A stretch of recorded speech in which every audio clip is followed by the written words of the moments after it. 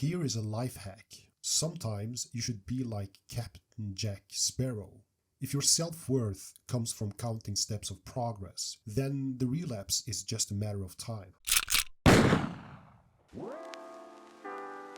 Our brains react to unwanted experiences more intensely than positive ones. This is not to tell you that to-do lists are a waste of time or that you shouldn't create productive patterns. It's just to let you know that self-improvement guidelines may take away from your humanity. Money has instrumental value. It is valuable because it exists for something else. But you are not a dollar bill. Your value doesn't come from the fact that you exist for something else. The fact that you exist is valuable in itself. And sometimes the self-improvement philosophy makes us value ourselves instrumentally, as if we are valuable only if we complete tasks. This is kind of hard to acknowledge when we are consumed by hustle culture. Go monk mode, they say. Your life will be transformed in 6 months, they say. Meanwhile, our hobbies and social life are put in a box somewhere in the basement. I get it. You want change. You want better health and a better income to break the matrix within 5 years. So you look for advice. Most of the time, the advice you see should be treated as different paths for you to discover what works best for you. But instead of finding a way of your own, you follow rules set by other people. For example, the Pomodoro technique works best for me, but not in the way it is said to work.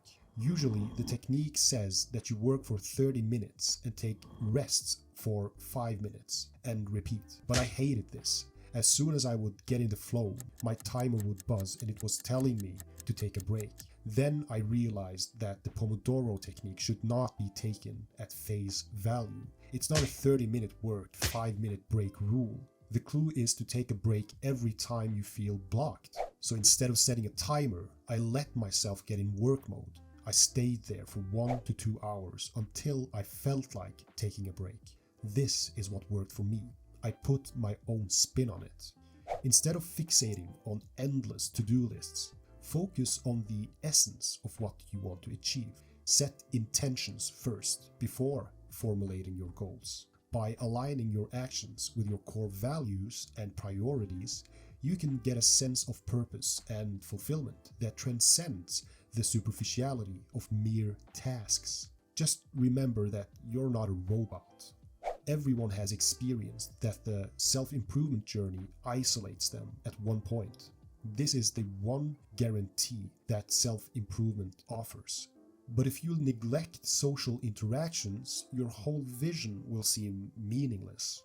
Merely getting out of bed will seem impossible. But the worst part of self-improvement is the mindset of constantly rejecting ourselves. We are worthy of existence when tasks are done, and worthless if we watch a movie instead. This is why self-improvement is counterintuitive at times. We want improvement because we lack self-esteem, yet our self-esteem seems to be getting worse when we improve. Make it make sense. Constantly looking for change that is about to come in the future is removing you from the present, while not letting go of the past makes you stuck there.